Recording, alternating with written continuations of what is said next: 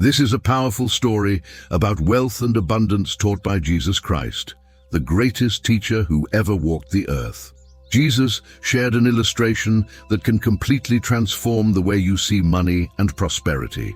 The story begins in an ancient village where two sources of water existed side by side, but their destinies could not have been more different. At the top of a hill, there was a crystalline spring that flowed continuously from deep underground. Its waters were pure, fresh, and abundant.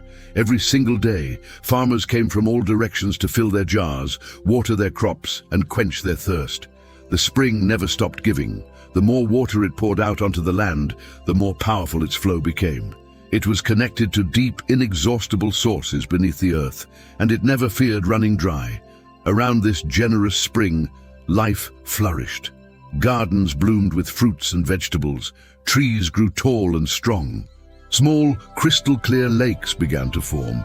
The entire village prospered because of this one spring that never stopped flowing. But there was another source of water in that same village. At the base of the valley, there was a well that also had abundant waters at the beginning. This well belonged to a man named Ezra. When Ezra first discovered his well, he was overjoyed. He had his own private source of wealth and sustenance. But then fear crept into his heart. He began to think that if he let others drink from his well, one day he would have nothing left for himself. So Ezra made a decision that would seal his fate.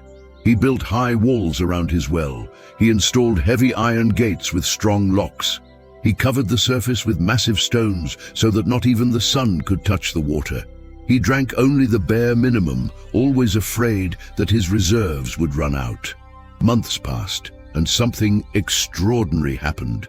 The generous spring at the top of the hill became even more powerful.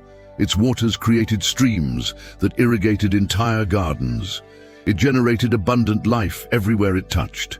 People blessed that miraculous spring every single day. Their crops multiplied. Their livestock thrived. Prosperity flowed like the water itself. But Ezra's well began to die. Without circulation, the water became stagnant. Without purpose, the internal sources began to dry up. Without flow, the well itself started to wither away. Ezra noticed the water level dropping, but he convinced himself that he just needed to protect it even more carefully. He added more locks, more stones, more barriers. Finally, the day came when Ezra had no choice but to drink. He removed the heavy stones with trembling hands and looked down into his well.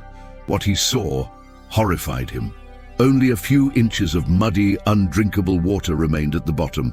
The smell was terrible. The water was completely spoiled. Everything he had tried so desperately to protect had turned into nothing.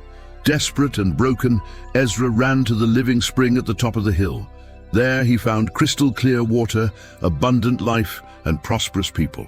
In that moment, he understood the devastating truth. By trying to keep everything for himself, he had lost everything.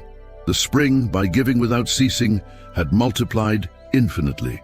Jesus taught this profound principle about wealth and prosperity. True riches are not found in hoarding, but in circulation. Money is like water. When it flows with purpose and generosity, it multiplies. When it is dammed up by fear and selfishness, it stagnates and dies.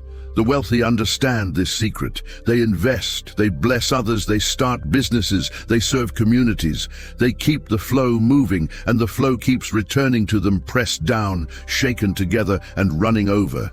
The poor often make Ezra's mistake. They clutch their little bit of money so tightly that it can never grow.